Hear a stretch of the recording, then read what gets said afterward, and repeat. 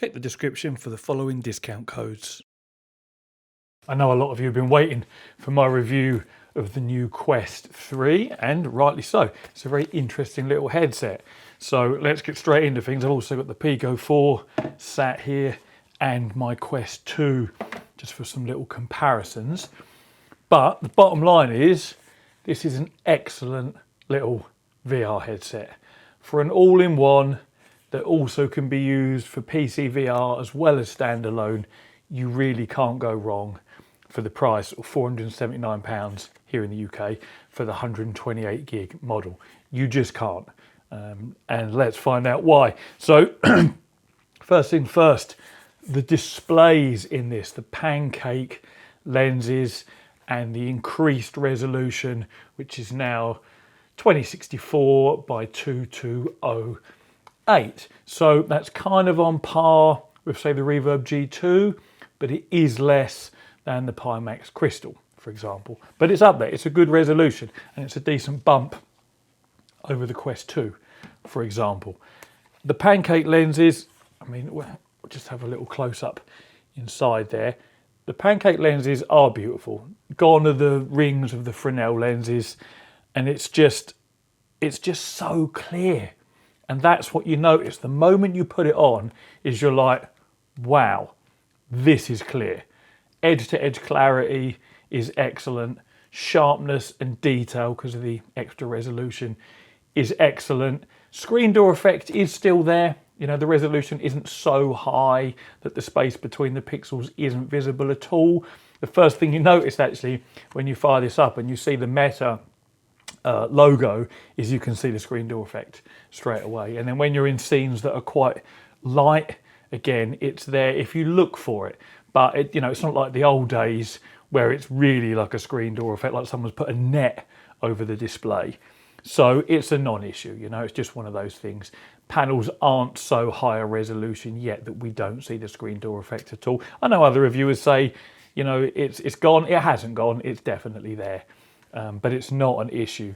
So clarity, sharpness with increased resolution, and edge-to-edge clarity as well. You can look around with your eyes. The sweet spot is absolutely huge, whereas before you get it in just the right place, but if you looked anywhere else, it was a bit out of focus and a little bit blurry. This just isn't. I'll just give you some little close-ups whilst I'm talking. This just isn't. The edge-to-edge clarity is superb. Obviously, this is the Elite strap I've got fitted here as well. The original one that comes with it is, it's functional, but it's a bit pony, and it's one of the first things you're going to want to change if you do buy one of these. I have got it just dangling here. It's just like, the original Quest 2 strap. It will hold it to your head, but there's much nicer ways of doing it, and this Elite strap is definitely one of them. Headset itself, we've got our charging port on the left-hand side there, USB-C. We have a 3.5mm jack on the right.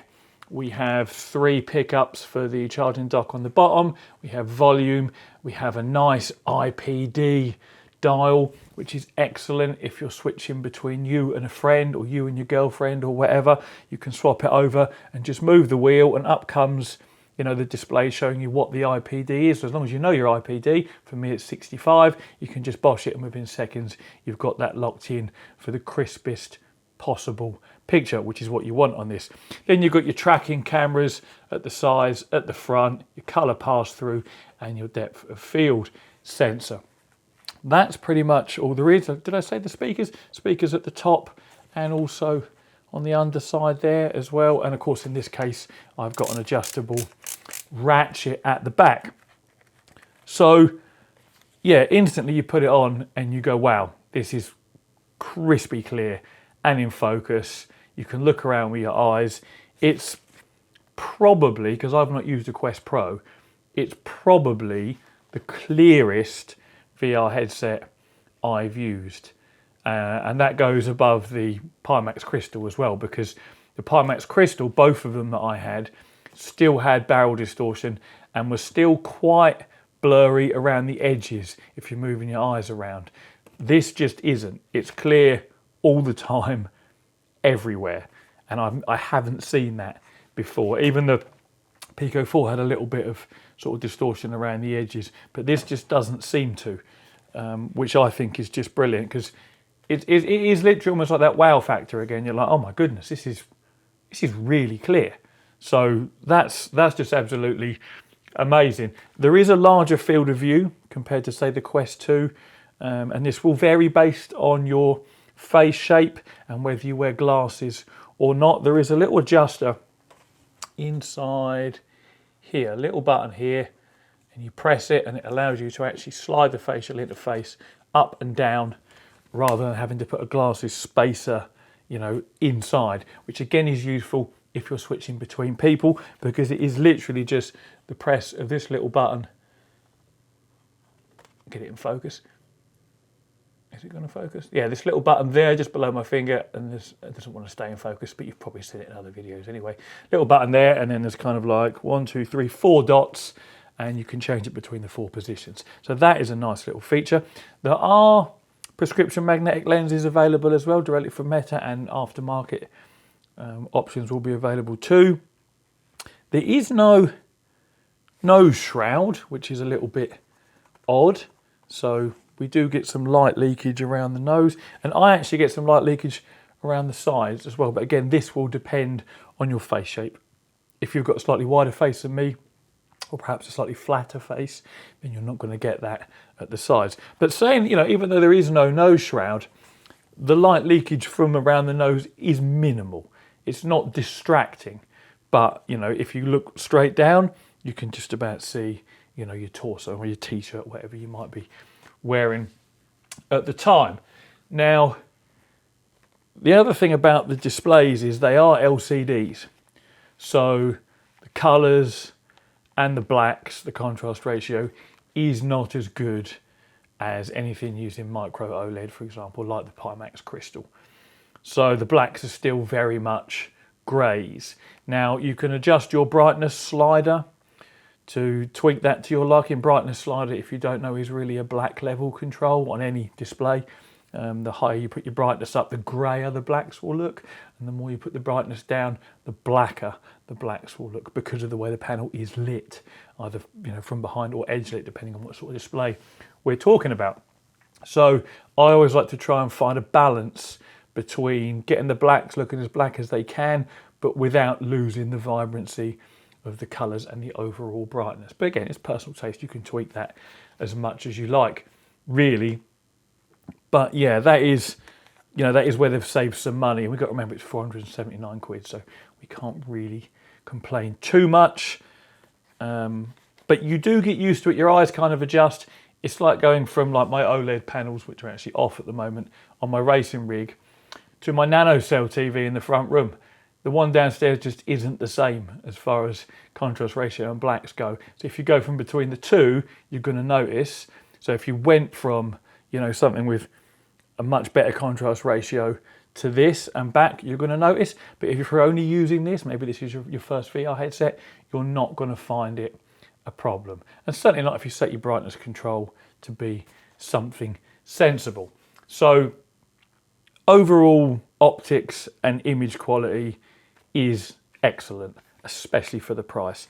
The clearest I have used. So you really can't understate that. They've done a brilliant job with the lenses here, you know, and the bumped up resolution of the LCD panels as well. As far as comfort goes, I'll just put it on my head for you, just so you can see. You can lift this up, which I quite like, because when you're tweaking things on your PC for your sort of PC VR setup, you're forever putting it on, trying something out, taking it off, adjusting something, putting it on, and it's much easier to do that with this up out of the way versus with it down, where you have to keep your head in like that. So that is a nice little touch. Now, as far as the rest of the comfort goes, actually wearing it, for me, I can't seem to get this to sit just how I'd like it. Like, I get a little bit of pressure kind of around here on my head and sort of just above my eyes as well. I can feel it's quite hard and it's pressing against it. And to alleviate that, I could slacken it off, but then it's going to be too loose on my head. The other thing I could do would be to bring the headset down a little bit, but then I'm ever so slightly out of the sweet spot. So it needs to be about here, and it's kind of like it's resting on my eyebrows is the best way to describe this. And I also feel like the back of the head strap here could do with going down a little further to cup a bit more under the back of my head. And it can't, because the strap doesn't physically rotate any further down. So for me, this actually isn't the most comfortable of headsets. I mean, maybe an aftermarket facial interface and strap may cure this. It's not unusual by any means, but it's just an observation that compared to, say, the Pico 4, which I have here, this for me is a more comfortable headset to wear. It just sits nicer on my face, it sits nicer at the back of my head. I think even the Quest 2, I haven't put this on for a while, so we'll do it now just out of curiosity. I think even the Quest 2 sits a little more comfortable on my head than what the Quest 3 does. So let's just have a little test. Yeah, it does. There's not that. Yeah, there's no pressure on my eyebrows whatsoever. It's definitely the eyebrow area. I can 100% say, especially having just gone from one to the other. Quest 2 actually feels more comfortable on my head than what the Quest 3 does, and I have zero light leakage, none anywhere. Nothing at the sides, nothing by my nose. So the Quest 2 for me is more comfortable than what the Quest 3 is. And I remember when I fitted these speakers to this Elite strap, loads of people went, oh, the Elite strap's gonna crack, oh, it's gonna fall to bits, how stupid of you to drill holes in it. Well, look, however many years later, they're still fitted and nothing's broken. So don't poo your pants, boys and girls. Be daring, live a little. But anyway, yeah, so for me, the comfort of this isn't actually that comfortable. It is, of course, you know, a front heavy headset because everything is in the front, whereas your Pico is still the nicely balanced one, you know, with most of the weight distributed evenly front and rear. What's interesting though about the Quest 3 is they have managed to shrink it quite substantially compared to the Quest 2, and they give a figure of, I think I say 40%. It isn't really 40%. If I line up the facial interfaces, so about like that, you can see it's nowhere near 40%, maybe 10 to 15% shrinkage from front to the back of the facial interface where it touches your face. So it's not quite as much as they portray. But what I found interesting was it's actually slimmer. If I do the same kind of test, line up the facial interface where it would touch my face, it's actually a bit slimmer even than what the Pico 4 is. But of course the weight distribution is still very much on my eyebrows for me in actual fact, which I find quite uncomfortable. So yeah, comfort wise for me, not the most comfortable of headsets. Pico 4 is probably my favourite from a comfort point of view. Second, followed by the Quest 2. My favourite of all was the Reverb G2. That was by far the most comfortable headset I've ever used. Straight out the box, didn't have to change anything, and no light leakage either. It was almost like it sucked to my face. You know, it was just incredibly comfortable. They really got that right, at least for my face shape. What else? I think that's everything as far as the fit and the comfort goes. Obviously the quality is your typical Meta quality. Everything feels nicely made and solid, doesn't feel cheap. You know, nothing to worry about there. You know, and if it lasts as well as what the Quests do, we ain't gonna have any problems with that. The tracking and controllers work just as well as what they do on the Quest 2. I have no issues with those whatsoever. And of course, these are a tried and tested design. It's kind of what everyone, you know, follows these days, or at least anyone with half a brain does, because you have parity with the Oculus ones and all the games that are designed to use it. They're just Quest 2 controllers, but without the tracking ring, essentially. That's literally, you know, what they are. So can't really go wrong. And that's a nice little touch, no longer having those rings to smash into one another when you're reloading or looking down the sights. You just don't have them. They almost disappear, look, into your hands. I haven't got the biggest hands in the world, but it's almost like there's nothing there, which is, I don't know, they're just really nice. And the haptics from them are also very good. Battery life in these, I've not ran them out yet. I mean, the ones in the Quest 2 lasted something stupid like 20 hours or 40 hours, so these are probably going to be the same. So you really can't fault the controllers. You know, the Pico 4 controllers were nice controllers. I like the way that they used the tracking ring to come over and back like that. That was a nice touch, and got it out the way a bit more so than what the ones on the Quest 2 did. So that was a good step forward. And of course they kept the same sort of layout as Oculus or Meta do. So these were nice controllers, but ultimately these have just gone a step further still. So that's a winner. You really can't go wrong. Honestly, so far there's very little to complain about with this Quest 3, other than for me it doesn't sit very comfortably on my head. And you know, comfort is a big deal if you want to wear it for hours. So you know, it may or may not be comfortable for you either. But hopefully, aftermarket facial interfaces might cure that. Now, talking about tracking, as I say, the controller tracking, your head tracking all works just as well as it did on the Quest 2. Hand tracking, whilst it's a cool feature, it's still a little bit slow and clunky compared to using your controllers. If you want to be efficient, you're still going to use your controllers to bosh through your menus. You know, using your fingers to pinch and stuff, it's just a little clunky and a little slow. It's a cool feature to have. And if you're sim racing, for example, and you put your controllers down and you need to do something, then the ability to use your fingers, your hands, to save having to find where your controllers are is a nice touch to have. Now, Quest 3 brings us full colour pass-through with proper mixed reality options. In fact, let's put a clip of me up playing the included title, because at the moment there's very little out in the way of dedicated mixed reality stuff. I actually really liked this, as did a couple of people that I've let have a go on it around my house. You need to have really, really good lighting in the room, because otherwise the pass-through image looks like that of an old mobile phone camera when you're trying to take a picture in the pub or in the club at night time. Grainy and noisy and horrible. But in a well-lit room, the colour pass-through is clear, colourful and fairly crisp, and it's very, very usable.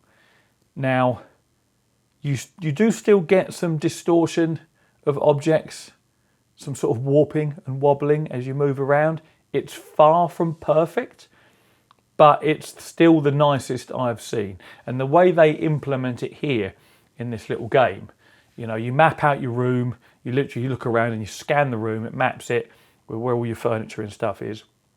And it's using your environment to literally interact with this game world. There's holes appearing in the walls, the ceiling. These little furry creatures are running around behind my sofa. They're climbing up over my DJ box in the corner and over the sofa and the armchair and running around behind things. And that is what mixed reality is all about. It's merging, you know, the real with the virtual into a cool, fun experience. If you're a kid, for example, you would absolutely love seeing something like this, because what you're seeing is your mum and dad's front room that you're stood in, or maybe your bedroom, and then there's all these little creatures running around, and all of a sudden there's holes in the wall and holes in the ceiling and spaceships landing and all sorts of really cool things. So I actually think, I know a lot of other VR reviewers are like, we're not really feeling the mixed reality yet. You know, there's not that killer MR app. Well, no, there isn't, because the headset's literally just come out. So you're going to have to give it time. But I think the potential there to have some really cool, fun games in mixed reality is definitely there.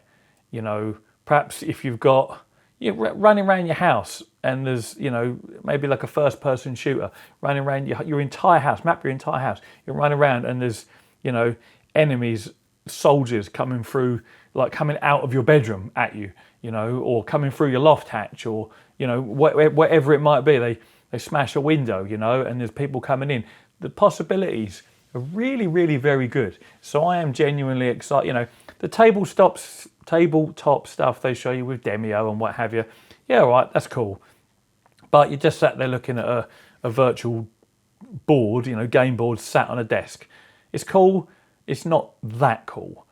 But when there are full-size soldiers entering your own home and shooting at you, or hand-to-hand combat, or, you know, they throw in a flashbang and your whole front room flashes and you can't see and your ears are ringing and you can just see blurry figures. The potential there for this is really quite good, I think. And like I say, all you really need to get the most out of it in the Quest 3 is to have a very well lit room. The room I'm in here has got lots of little spotlights in the ceiling, so it is quite well lit. If you've only got one overhead light, you've got a couple of ambient lamps at the side, it's going to look grainy, it's going to look awful. So I can't stress enough, having good lighting makes such a difference to the MR experience, at least so far. And I think it's always going to, because the cameras need to be able to pick up, you know, everything that's in the room without it being a noisy, grainy image. But I think there's a lot of potential for that. Other things with the colour pass-through, being able to read your phone, for example. You can read your phone if you get it at just the right distance, but it isn't very comfortable and it does kind of warp and distort a little bit. So it isn't something you'd want to spend any time doing. Similar to typing on your computer or, you know, looking up something on the TV or whatever. You might do it for a few seconds because, you know, a notification's popped up or something, but you're not going to spend much time, you know, actually scrolling through Facebook or Insta or whatever you might do with your VR headset on. It isn't that nice of an experience. I wouldn't recommend that. Battery life on the Quest 3, similar to the Quest 2. Around 2 hours, give or take, depending what you're doing, whether you're using the colour pass-through a lot, whether it's very graphically intensive, whether you're using it for PC VR wirelessly, encoding and then decoding on the headset. All that's going to affect your battery life. Volume of your speakers as well.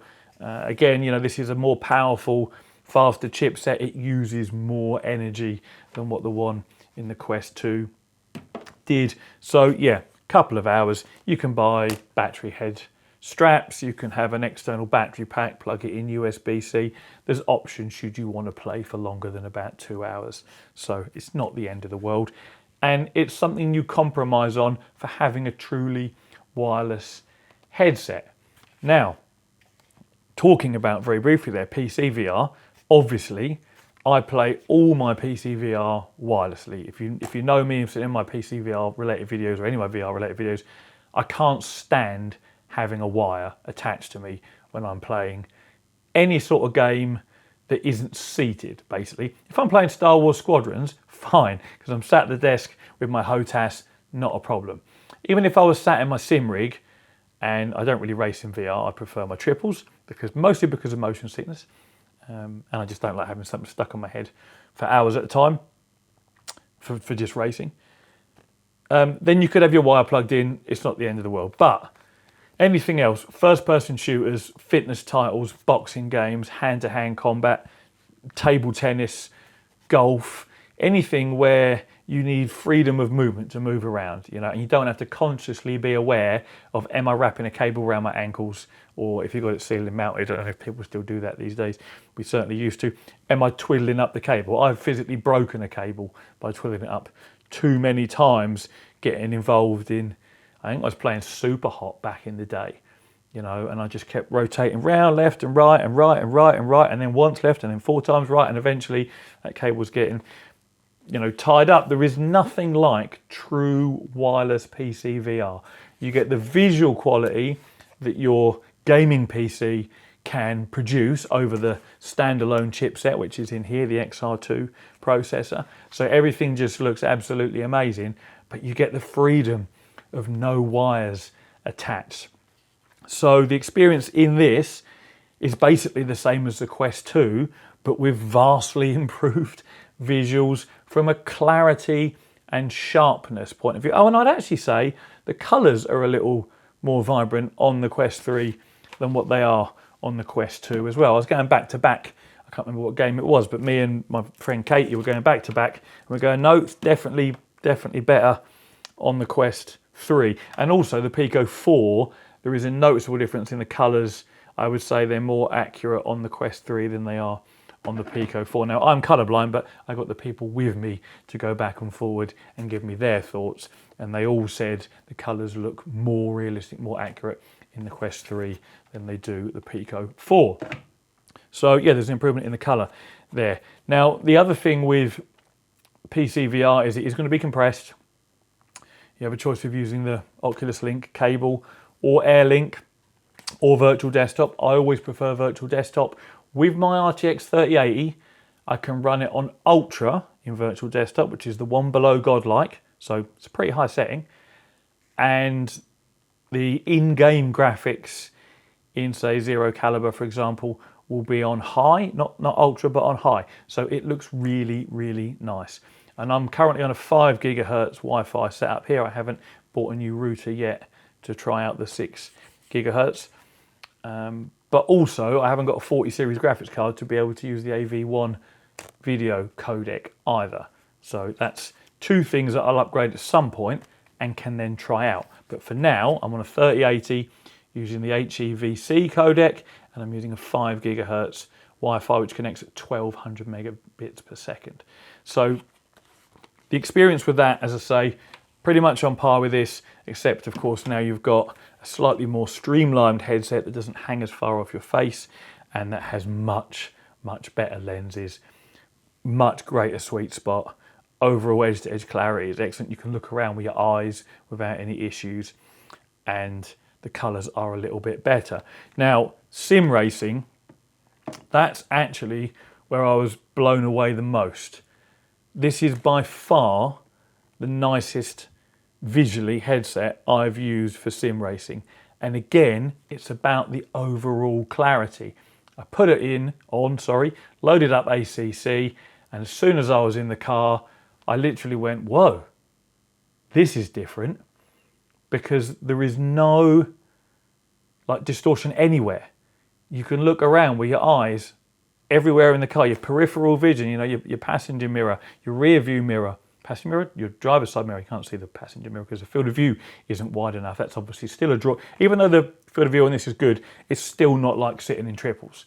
I have 180, almost 200 degrees field of view in my triples. This has about 105 to 110, depending how close it sits to your face. So that's the difference between sort of this and this. So there's no comparison there at all. But the clarity, I just sat there, the race started, and I just sat there just looking around the inside of the car, taking in all the details, appreciating how sharp and how clear everything was. And it's not something I've experienced before, because when I had the Pimax Crystal, well, I've still got two Pimax Crystals here, they haven't gone back yet. They're not clear all the way to the edges, and there was barrel distortion and chromatic aberration. So it wasn't an overall clear experience, not by a long way. Yes, the colours were good, the vibrance, and the blacks were great. But when the image is slightly distorted at the edges and barrel distorted in other areas, and there's chromatic aberration around the edges of things, it doesn't look good at all. This was just like, whoa, hold on a minute.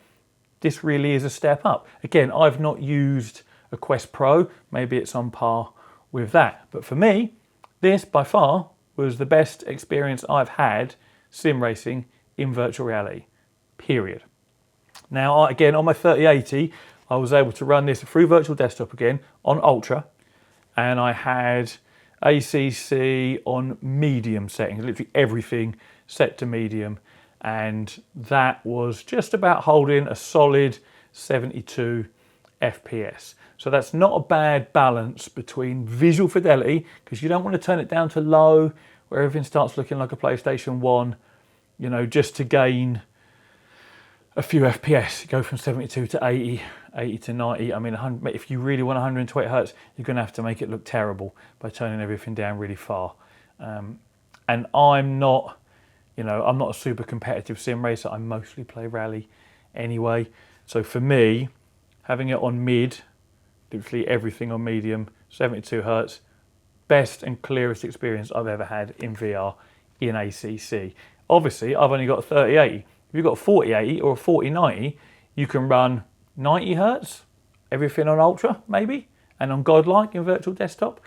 Maybe you can even run everything completely maxed out. And I would love to see what that experience looks like. I didn't even, because I could put it there, the frame rate would obviously tank to something like, I don't know, 30 or 40 FPS. I didn't even try because that would make me feel instantly motion sick. And I didn't want to then have to sit here, because I was playing some earlier, and have to sit here trying to get my thoughts out when my brain feels awful from getting motion sickness. Maybe I'll try it one day, just when I haven't got a video to do, just to see what it looks like. Because if you go from ultra to godlike, the render resolution goes up, so you're gaining sharpness again. It's a bit like if you've got a 4K monitor and you run all your games at 1080p. You've still got your 4K monitor, but you're rendering at 1080p. It doesn't look anywhere near as sharp. So that's what happens if you don't run this at the correct render resolution to make the most of the panels. So if you're running it on medium, low, medium or high, or ultra in virtual desktop, or even godlike, godlike should be the maximum render resolution to get close to native on these panels. I haven't checked what the actual numbers are. But anything less than that, and you're undersampling really for the resolution of the panels. And it's a little bit more complicated than it sounds, because with VR you have to actually render at a higher resolution, and then once the barrel correction is applied, what you see on your panels is near to native. It's not like the panel resolution's 2064 by 2208, so that's what you render at per eye. You don't. If you rendered at that, and then you apply the correction, you're actually undersampling. So you have to render, I think it's about 1.5 times higher. But I've got videos explaining this, and now I'm waffling about stuff that isn't really relevant to the Quest 3. But bottom line is, for me, best sim racing experience in any VR headset to date, best PC VR experience of any headset to date. And I'm talking overall experience here. Yes, there are headsets with a wider FOV, the Valve Index, but that has a ridiculously low resolution these days. The screen door effect, the glare, which is none of with this basically, or very little, is massive. It's not really a comparison anymore. You don't trade off an extra 10 degrees or whatever it is to have like that screen door effect and just everything else being sacrificed. So for me, for the price point of 479 notes for this 128 gig model, the improvements they've made to everything from the controllers, it's mostly the visuals in fairness, and even the audio. I may not even use additional speakers with this headset because they have stepped up enough, I think, to be usable. Obviously you're always going to lack bass when we're talking speakers that are fitting in something as small as a strap like that, and that's really the issue, when you fit something like proper little Marshall drivers like what's on there.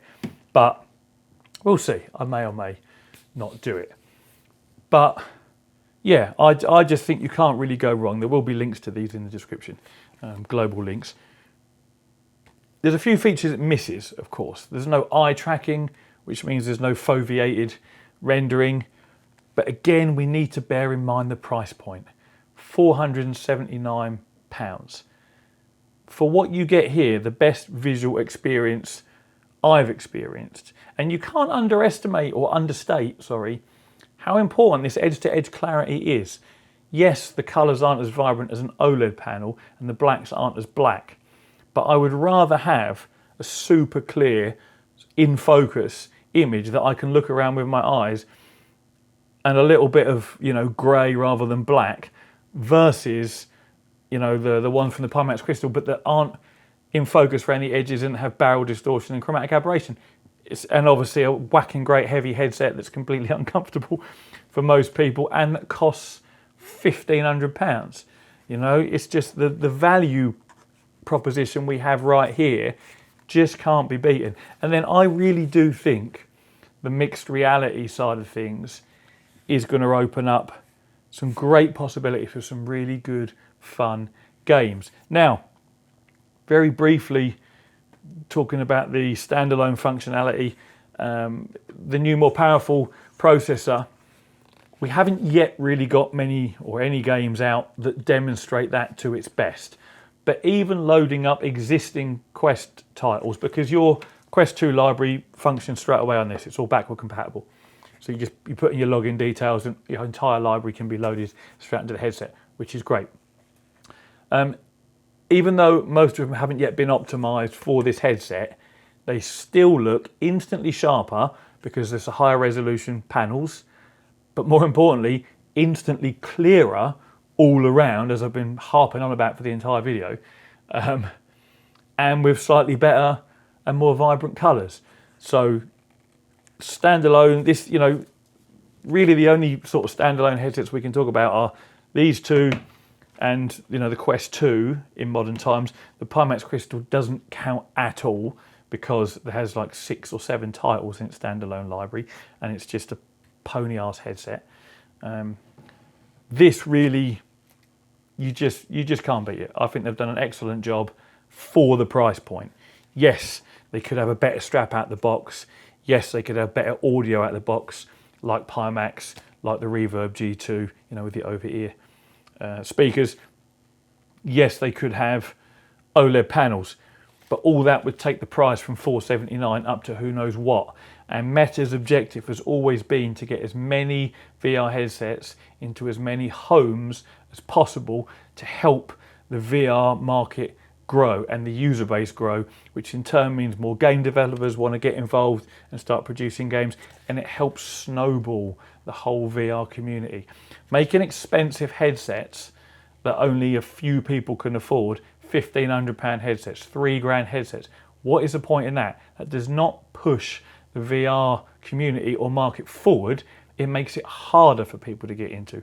Meta do the opposite, in my opinion. They make stuff cheap and affordable, cheaper, I should say, and affordable to get it out there, to give developers a reason to actually go, do you know what, let's pay attention to this whole VR thing and let's get a few games out there, which is what we want. Or VR would just die off and nobody would use it apart from a few sim racers and flight simmers, and there'll be less manufacturers making headsets and there'll be higher price. So I think the compromises that you make with this headset, you know, the LCD panels, for example, the stock strap, which is just pants, all those little things make sense when you think about the long-term objective, you know. And I can't wait to see what they can squeeze out of this chipset, because they did a decent job, you know, with what they put in here, that XR2 one. That was a mobile phone CPU that came out in 2016, I believe.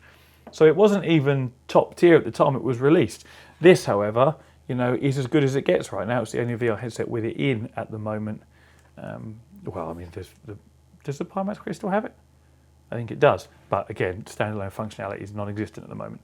So it's going to be really interesting to see what they come up with games-wise and what they can squeeze out of this over the coming years. It's like with a new console generation. The first few games that come out never really take advantage of the hardware, you know, that's available, because they need to get to grips with it. The same will happen with this. But it is great that it's backwards compatible with your entire Quest 2 library. So should your Quest 2 be getting a bit long in the tooth, maybe you want to pass this down to a younger sibling for Christmas as that's coming up, and get yourself treated to one of these, then, pardon me, you could do that and your entire library will still be available to you. So I think 38 minutes. I wanted to keep this video short, but somehow I've made it long. Perhaps I should have split it into two. Never mind. Yes, that pretty much covers everything. I think it's a great headset, and Meta have landed what's going to be another success, just like the Quest 2 was. There will be links in the description should you want to pick one up, to the 128 gig model and the 512 gig model respectively. So as always, thank you very much for watching, and take it easy.